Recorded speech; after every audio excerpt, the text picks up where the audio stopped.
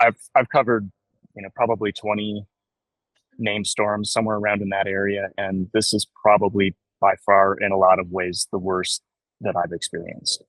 Um, just in the scope of the damage and how difficult it is and remote some of these communities are.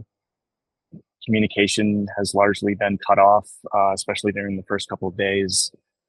Cell service is virtually non-existent, and the only way that I've been able to even send some of my pictures out and communicate with my colleagues is through satellite Starlink. This hurricane is different because it was mostly a flooding event, and the power of the water is incredible. It's different than wind. It has the ability to uproot trees, it wash away buildings, buckle roads, pick up tractor trailers, and move them hundreds of feet. Some of the things that I've seen the water do is just unfathomable. The first couple of days, especially, I think it was just everyone was just in shock. The devastation is the best way to explain it is in pockets.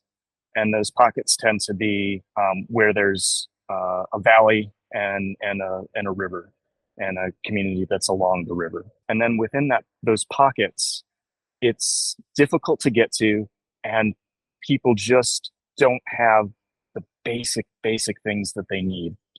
Just living is a challenge. Just so many things that you take for granted. I mean, even just at night, it's striking how dark it was out here with no power. As a journalist, I don't want to become part of the problem. So I try to be as self-sufficient as I can, and I try to be as respectful as I can in covering these communities because I don't want to do any more harm that's already been done. Every single thing becomes a challenge when you don't have cell signal.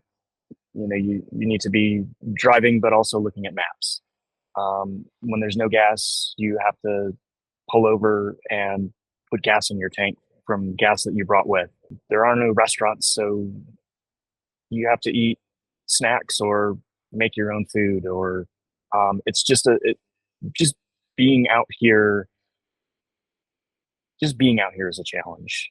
I see people a lot of times at the best moments in their life or the worst moments in their life, and not a whole lot in between.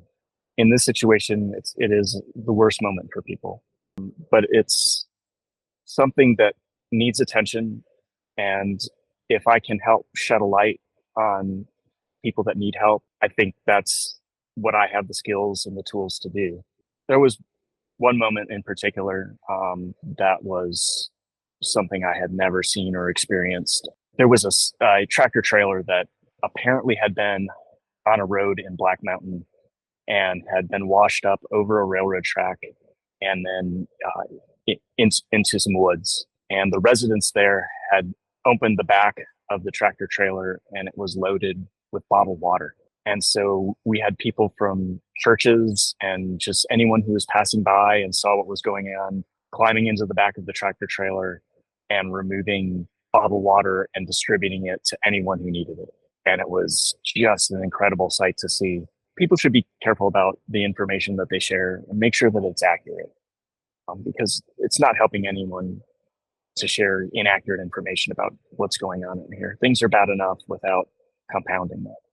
So I encourage people to, look at the work that the Charlotte Observer and the News and Observer are doing. We're here on the ground. We're trying to be as accurate as possible, and give out good information so that people can get the help that they need and find ways to help people.